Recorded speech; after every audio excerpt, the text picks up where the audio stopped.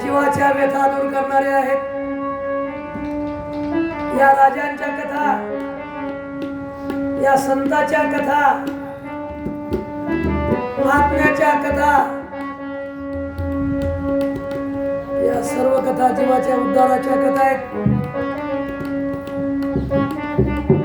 या कथा पावन करणारे आहेत। तुका म्हणे पापे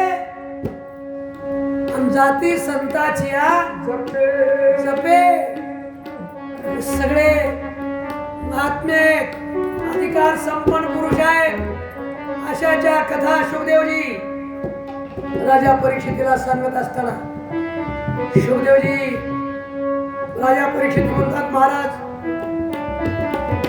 तुमच्या मुखातून एक एक कथा ऐकल्यानंतर माझं मन प्रसन्न होत आहे।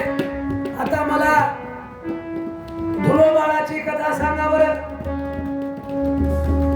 धुरोबाळ म्हणायचा लहान असा बालक, आता आमचे दोन धुरोबाळी होतेच तबला वाजवायला, अशा लहान वयातले बालक त्या धुरोबाळाने आढळ पदावर जाऊन बसलेली जी कथा आहे त्याला आढळ पद कसं प्राप्त झालं, तो धुरोबाळ आढळ पदावर कसा गेला हे विस्ताराने कथा सांगा।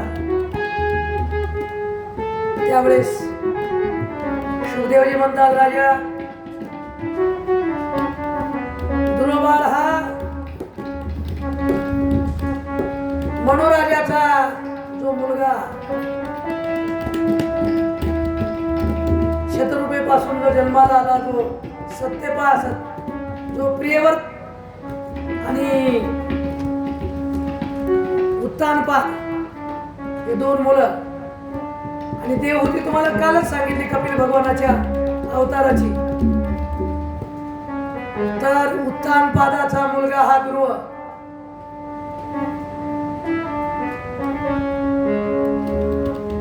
उत्तानपादाला दोन बायका होते। त्या दोन बायकाचे नाव असे होते, एकीचं नाव सुरुची, दुसरीचं नाव सुनीती होत। आता ध्रुव आख्यान आपल्याला ऐकायचंय। ध्रुव बाळाचं आख्यान राजा परीक्षितीला शुभदेव सांगत असताना म्हणतात, दोन बायका ज्या ज्या पुरुषाला आहेत, तुकाराम महाराज अभंग आहे बघा, एका पुरुषा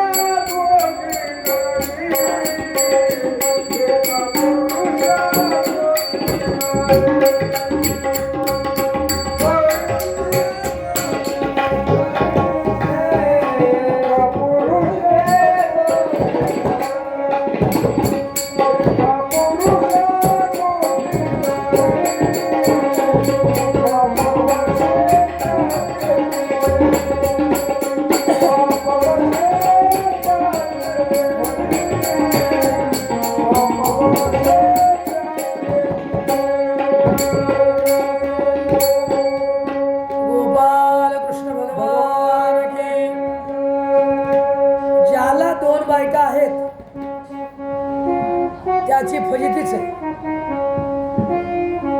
आहे का नाही? दोन बायकाची फजिती नक्कीच होते महाराज. 3 वाल्याची तर फजिती झालेली आपल्याला माहीतच आहे. माहित आहे का 3 वाल्याची फजिती झालेली? रामायण कोणामुळे झाले?